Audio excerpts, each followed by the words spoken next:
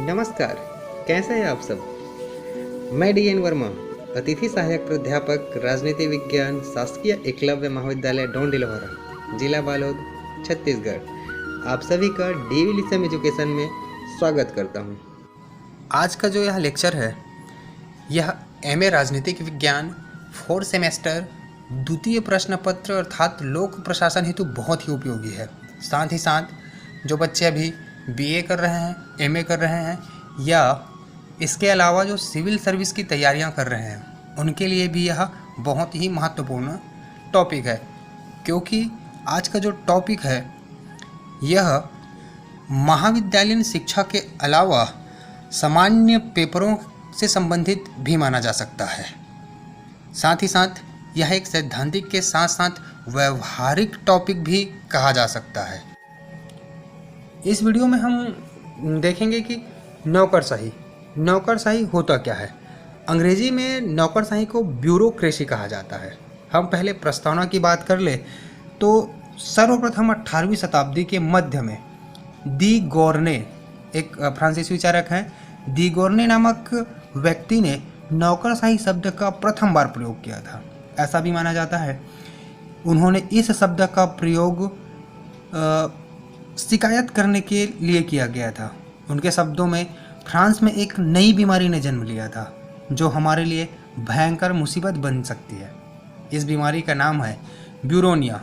जी हाँ, जब इस शब्द की उत्पत्ति हुई तो इसे ब्यूरोनिया कहा गया, लेकिन आगे चल के बहुत सारे विचारक जैसे कि हमारा Mosca, Michels, Max Weber, Karl Marx आदि विचारकों ने इसे तरह तरह के नाम से संबोधित करना प्रारंभ कर दिया।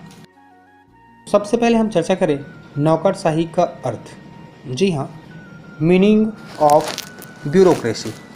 तो नौकरशाही को अंग्रेजी में ब्यूरोक्रेसी कहा जाता है। यह ब्यूरोक्रेसी शब्द फ्रांसीसी भाषा के ब्यूरो शब्द से निकला है।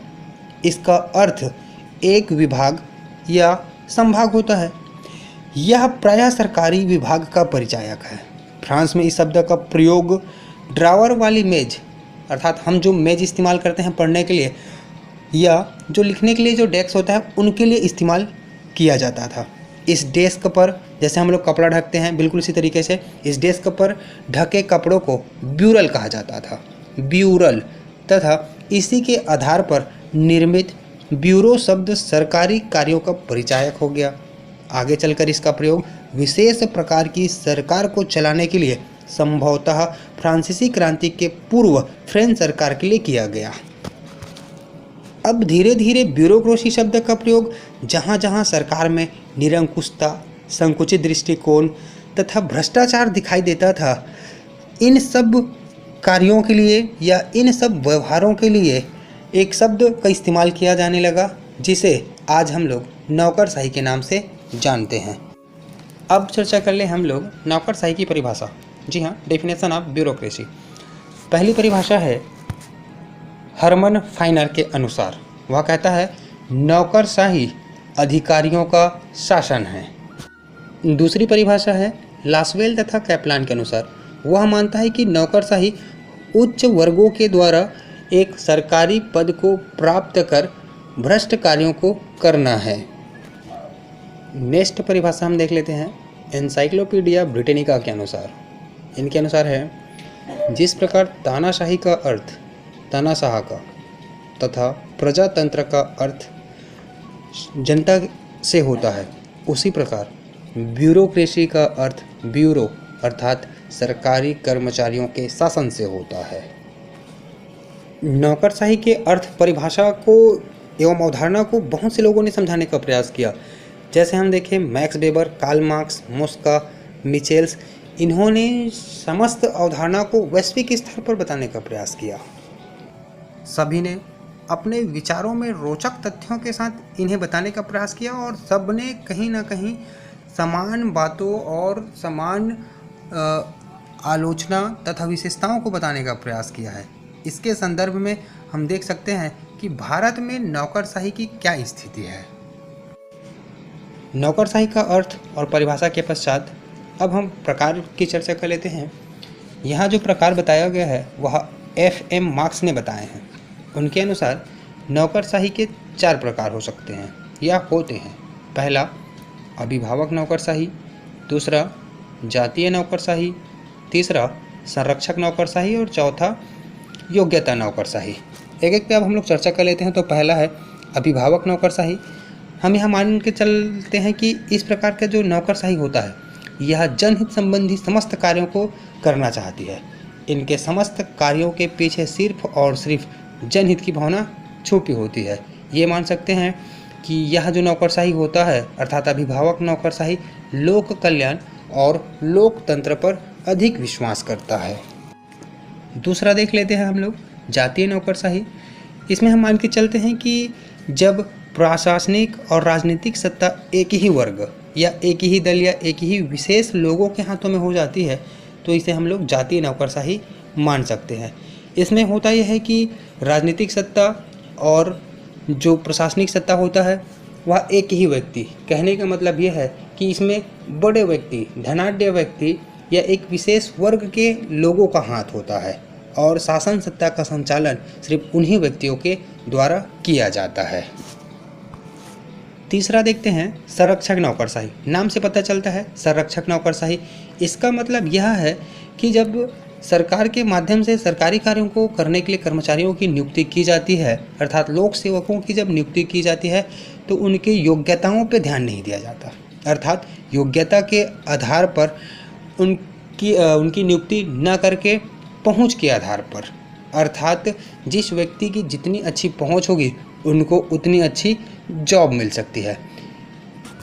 साथ ही हम ये कह सकते हैं कि संरक्षक नौकरशाही में जिन लोगों की पहुंच नेताओं से या उच्च अधिकारियों से है वो जल्दी नौकरी पा सकते हैं।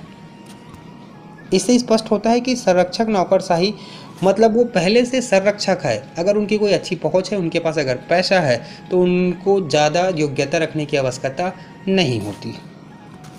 और अंतिम है योग्यता नौकरशाही। इसमें हम मान सकते हैं कि इसमें कर्मचारियों का चयन योग्यताओं पर के आधार पर होता है।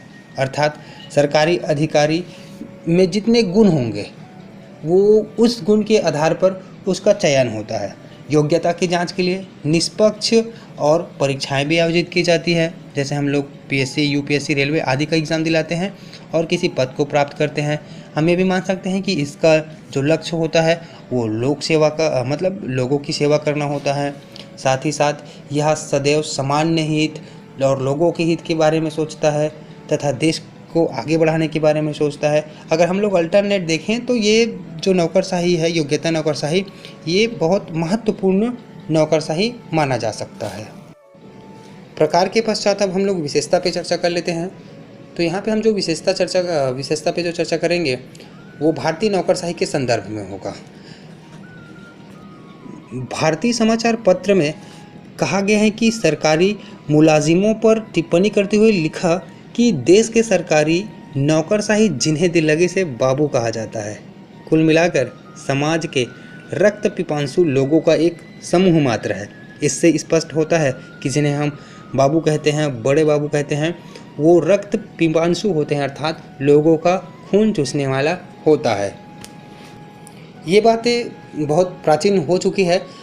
आज ऐसा बिल्कुल भी नहीं है। कहीं ना कहीं आज नौकरशाही के हमें अच्छे रूप भी दिखाई देते हैं। चर्चा कर लेते हैं इनकी विशेषताओं की। तो पहली विशेषता है स्थायित्व। अर्थात जो भी नौकरी करते हैं, जो भी सरकारी सेवा में जाते हैं, पीएससी, यूपीएससी में जाते हैं, वो स्थायी जॉब के रूप में प्रवेश करते हैं अर्थात उनका जॉब फिक्स होता है, पहली विशेषता। दूसरा देख सकते हैं व्यावसायिक, अर्थात जो भी नौकरी करता है, नौकरशाही में जो प्रवेश करता है, लोक प्रशासन में जो सेवा देते हैं, वो अपने कार्यों को एक व्यवसाय के रूप में बहुत अच्छे से करते हैं जिनसे जनता का हित होता है। नेक्स्ट देख लेते हैं पद सोपान। अर्थात नौकरशाही में लोगों का पद सोपान होता है अर्थात कर्मचारियों का पद सोपान होता है। कुछ समय पश्चात उनके अनुभव के आधार पर, योग्यताओं के आधार पर उनको पदोन्नति की प्राप्ति होती है, जो इनकी विशेषता कही जा सकती है। अगली विशेषता है राजनीति से तटस्थता। इसका मतलब यह है कि वो राजनीति नहीं करते, नेताओं की भांति भाषण नहीं देते, नेताओं की भांति इधर उधर गुटबंदी नहीं करते। वह सिर्फ अपने उत्तरदायित्वों को, अपने कार्यों को बिल्कुल अच्छे तरीके से करते हैं। अब हम चर्चा कर लेते हैं नौकरशाही के दोष या नौकरशाही की बुराइयाँ। जी हाँ, जब किसी चीज़ में विशेषताएं होती हैं तो उनकी कमियां भी होती हैं, बुराइयां भी होती हैं, आलोचनाएं भी होती हैं। चर्चा कर लेते हैं हम लोग आलोचना। तो पहली आलोचना है भ्रष्टाचार। जी हाँ, भ्रष्टाचार कोई नया शब्द नहीं है। भ्रष्टाचार पे हमने बहुत सारे वीडियो में हमने भ्रष्टाचार के बारे में आपको बताया है कि ये होता क्या है। तो आप पहली आलोचना मान सकते हैं भ्रष्टाचार। दूसरा है, हम भले ही कह रहे हैं कि इसकी विशेषता होती है, लेकिन आलोचनाएँ भी होती है। तो दूसरी विशेष आलोचनाएं हैं राजनीति में संलग्नता, अर्थात हम भले ही कहें कि ये राजनीति में भाग नहीं लेते, लेकिन सत्यता यही है कि ये कहीं ना कहीं राजनीति में भाग लेते हैं। तीसरी आलोचना है लाल फीताशाही, अर्थात अपने उत्तरदायित्वों को सही तरीके से ना करना और अब काम को करने में लेट लतीफ़ी करना ही लाल फीताशाही मानिए आप। अगला हम मान सकते हैं कि शासन करने की अहम प्रवृत्ति। प्रत्येक जो व्यक्ति होता है अपने आप को वीआईपी समझता है, वो आई एम द बेस्ट। इसका मतलब ये कि हम नौकरशाही में मान सकते हैं कि लोगों की नियुक्ति जो हुई है, लोगों को ये सेवा करने के लिए हुआ है, अर्थात एक नौकर के रूप में हुआ है। परंतु यहाँ जब व्यक्ति नौकरी में चला जाता है तो वह अपने आप को सेवक समझने के बजाय अपने आप को शासक समझने लगता है। इसी को हम लोग नौकरशाही कहते हैं। ये भी इनकी एक बहुत बड़ी आलोचना या कमियाँ हो सकती है। नेक्स्ट कहें कि ये अभिजनवादी होता है। अभिजन मतलब कुछ ही लोगों का समूह मात्रा होता है, इसमें बहुमत का हाथ नहीं होता। अगली आलोचना कह सकते हैं कि यहाँ जन साधारण की मांगों की उपेक्षा होती है, अर्थात लोग क्या कर रहे हैं, लोगों को कितनी इमरजेंसी है, लोगों को क्या चाहिए, इनसे उनको कोई मतलब नहीं है। वे अपना काम अपने तरीके से करता है। यहाँ चपरासी भी अपने आप को कलेक्टर समझता है। इस तरीके से हम देखते हैं कि इसमें और बहुत सारी कमियाँ होती है। आज सच में वास्तव में देखा जाए तो नौकरशाही में बहुत सारी कमियां हैं। नौकरशाही लोगों के लिए आज मुसीबतें बनते जा रही है, क्योंकि आज छोटे से छोटे काम को कराने के लिए हमें रिश्वत देना पड़ता है। आप कहीं चले जाइए, चाहे आप खेती करते हैं तो कृषि के लिए खाद लेने के लिए आप चले जाइए, चाहे सरकारी बैंक में कर्ज के लिए चले जाइए, चाहे आप पटवारी के पास किसी काम के लिए चले जाइए, हर जगह भ्रष्टाचार है। हर जगह आपको कहीं ना कहीं रिश्वत मांगी जाती है और तब जाके अपने कार्यों को करते हैं, जबकि इन समस्त कार्यों को करने के लिए उनको बाकायदा सरकार के द्वारा एक निर्धारित वेतन दिया जाता है। अब हम अंतिम में चर्चा कर लेते हैं कि नौकरशाही के दोषों को दूर करने के उपाय। इससे पहले हमने दोष देखे, अब इस दोष को ज्यों का त्यों तो बना रहने नहीं दिया जा सकता। इनके लिए कुछ सुझाव है जो शायद इसे इस्तेमाल करके नौकरशाही में कुछ अच्छा काम करवाया जा सकता है। तो पहला है योग्य मंत्रियों की नियुक्ति। अब मंत्रियों की अगर अच्छे तरीके से नियुक्ति होगी, कहने का मतलब कि मंत्री योग्य होगा, कुशल होंगे, पढ़ा लिखा अगर होगा, तो वो कहीं ना कहीं नौकरशाही अर्थात जो सरकारी सेवक हैं, अर्थात जो सरकारी कर्मचारी हैं, उन पर नियंत्रण रख सकेंगे और उसे अपने ऊपर हावी नहीं देने होंगे, जिससे कहीं ना कहीं सरकारी कर्मचारी अपने उत्तरदायित्वों को अच्छे तरीके से करेगा। दूसरा अगर हम लोग देखें तो दूसरा है सत्ता का विकेंद्रीकरण। देखिए, केंद्रीकरण का अर्थ होता है जब किसी कार्यों का संचालन ऊपर से नीचे की ओर आता है, तो हम इसे केंद्रीकरण कहते हैं। और विकेंद्रीकरण का अर्थ होता है जब शासन सत्ता का संचालन नीचे से ऊपर की ओर जाता हो। इसमें ये होता है कि प्रत्येक व्यक्ति अपने उत्तरदायित्वों को अच्छे से समझता है, अपने अपने कार्यों को अच्छे से समझता है और उसके अनुसार वह प्रत्येक कार्यों को जिम्मेदारी से करता है। तीसरी विशेषता है न्यायिक स्थापना करना, अर्थात न्याय की अच्छे से स्थापना करना, अर्थात कर्मचारियों के विरुद्ध अगर जो भी शिकायतें जाती है उनके संबंधी जो भी शिकायतें जाती हैं, उनका तत्काल निराकरण किया जाना चाहिए, ताकि लोगों को न्यायालय पर भी भरोसा हो जाए और कर्मचारियों पर भी भरोसा हो, और कर्मचारी कहीं ना कहीं न्यायालय के डर से अपने उत्तरदायित्वों को अच्छे से कर सकें। अगला हम सुझाव दे सकते हैं कि कार्यों की सीमितताएं, अर्थात हम कभी कभी देखते हैं कि जब हम किसी कार्य को करवाने जाते हैं तो बहुत सारे कार्यों का हवाला देते हैं। इसका मतलब ये कि कहीं ना कहीं उसमें उनके ऊपर कार्यों का बोझ रहता है। तो वस्तुतः सुधार के लिए उन दोषों को हम दूर करना चाहें और कह सकते हैं कि उनको थोड़ा सा कम काम दिया जाए, ताकि वो अपने काम को अच्छे तरीके से कर सके और अंतिम में सुझाव हम दे सकते हैं कि ई गवर्नेंस मतलब आप सब लोग जान रहे हैं कि कंप्यूटर नेट से जो संबंधित जो काम है उनको मतलब बल दिया जाए, उस पे लोगों की आत्मनिर्भरता बढ़ती जाए, ताकि जो भी काम हो रहे हैं उसे नेट के माध्यम से, ई गवर्नेंस के माध्यम से, कंप्यूटर के माध्यम से देखा जा सके, और अगर कोई गलत चीज़ होता है तो उनके खिलाफ वो आवाज़ उठा सके। उम्मीद करता हूँ यह वीडियो आपको पसंद आया होगा। प्लीज़ लाइक और कमेंट ज़रूर करें। मिलते हैं अगले वीडियो में, तब तक के लिए थैंक यू।